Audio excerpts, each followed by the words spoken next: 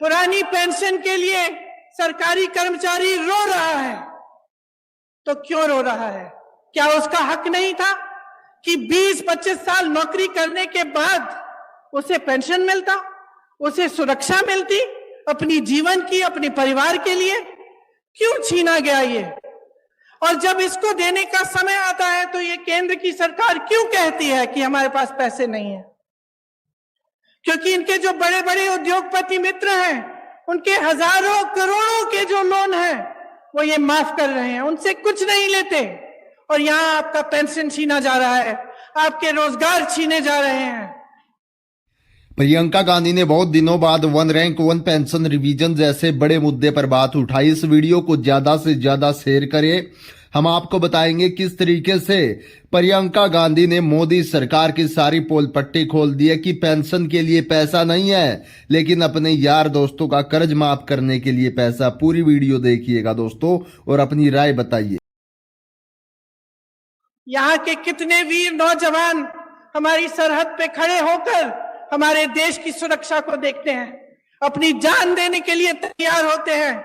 और केंद्र की सरकार ने क्या किया? अग्निवीर स्कीम ले आए।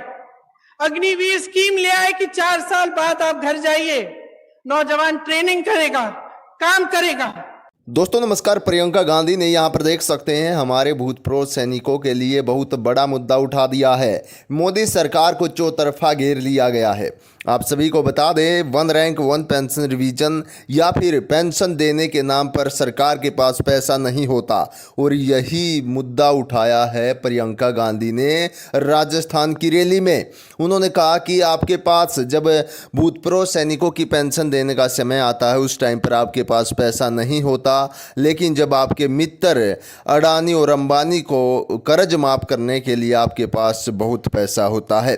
दोस्तों वन रैंक वन पेंशन जैसे बड़े मुद्दे और लंबित मांग को लेकर भी प्रियंका गांधी ने बड़ा मुद्दा उठाया, और इसको लेकर कहा गया है कि चुनावी दौर से पहले, जो चुनावी दौर चल रहा है, चुनाव से पहले one rank one pension revision का फायदा मिल सकता था। केंद्र सरकार को वह भी नहीं किया। हर चीज के लिए उन्होंने अपने उद्योगपति मित्रों को आगे रखा और जो जनता है उसको पीछे रखा। आज ये स्थिति है कि 45 सालों में सबसे अधिकतम बेरोजगारी आज है हमारे देश में।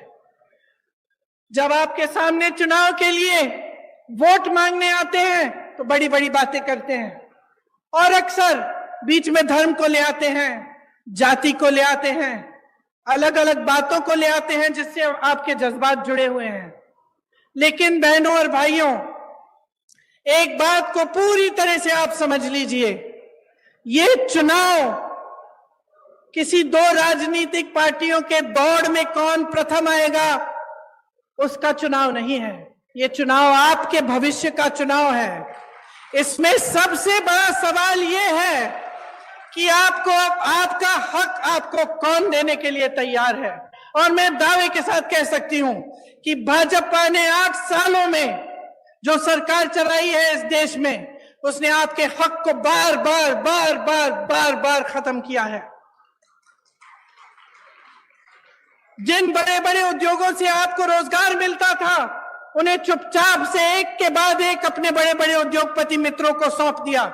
आपके पेंशन कटवा दिए, आपकी सेना में भर्ती होने के चांस खत्म कर दिए, अग्निवीर ले आए, महंगाई बढ़ा दी, और खुद इतने बड़े काफिलों में चल रहे हैं। रोज रोज आप टीवी चलाते हैं, आपको दिखता है रोज रोज, खास तौर से आजकल। आज सुबह तो मैंने देखा कि इनके G20 जब हो रहा था तो बारिश आई और सारा जितना भी वो जहां पे वो G20 की मीटिंग रख रहे हैं उसमें सारा पानी फैल गया है।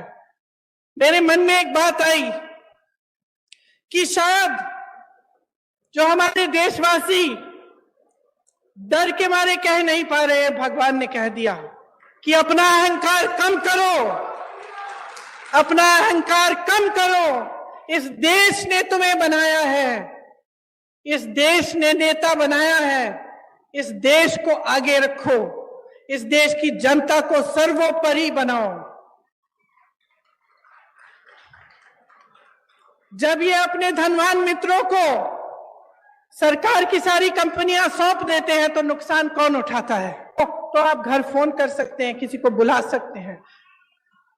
तो ये सब स्कीमें कैसे हो रही हैं राजस्थान सरकार द्वारा?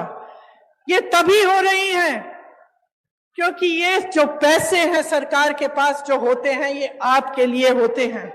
जिस सरकार की नीयत सही होती है वो इस संपत्ति को आपकी भलाई के लिए खर्चती है।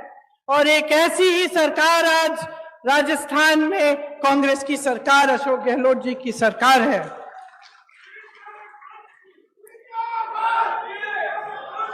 मोदी सरकार ने पेट्रोल डीजल पर टैक्स लगाकर, आपको मालूम है, जनता से 32 लाख करोड़ रुपए खींचे हैं और उन रुपयों का मनमाने के हिस्से खर्च करते हैं। ऐसे बड़ी बड़ी महफिलों में, अपनी बड़ी बड़ी कारवाओं में, तो आपके लिए फिर क्या बचता है? इनका ध्यान सिर्फ सत्ता को पकड़ के रखने में रहता है। आपने देखा होगा कि कितनी सरकारें इन्होंने ऐसे ही गिरा दी, किसी को पैसे खिला के, किसी को धमका के, किसी को डरा के।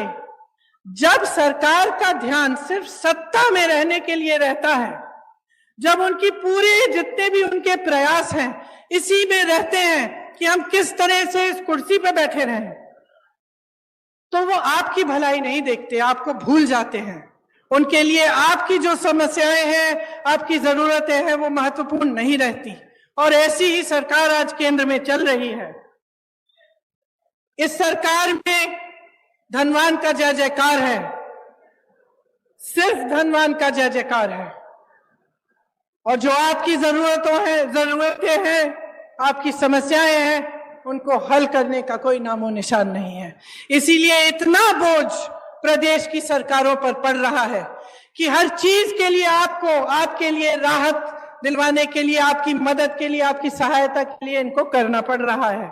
और ये सही भी है। और जैसे मैंने कहा कि कांग्रेस के जितने भी नेता हैं जो उपस्थित हैं इस मंच पर, वो सब आप ही के लिए प्रयास करना चाहते हैं। वो चाहते हैं कि आपको आपका हक मिले और हर तरह से आपके लिए काम हो। देवनारायण जी की श्रद्धा, डिग्गी कल्याण जी के विचार, धन्ना भगत जी का मिसाल, इन्हीं पर कांग्रेस काम कर रही है। केंद्र द्वारा जो बढ़ती महंगाई का सामना करने के लिए राजस्थान कांग्रेस सरकार ने आपकी मदद की, उसका पूरा प्रयास दिन रात होता है।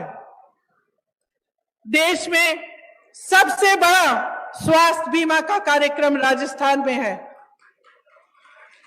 ग्रामीण क्षेत्र के लिए 1000 इंदिरा रसोई आज से शुरू हुई हैं।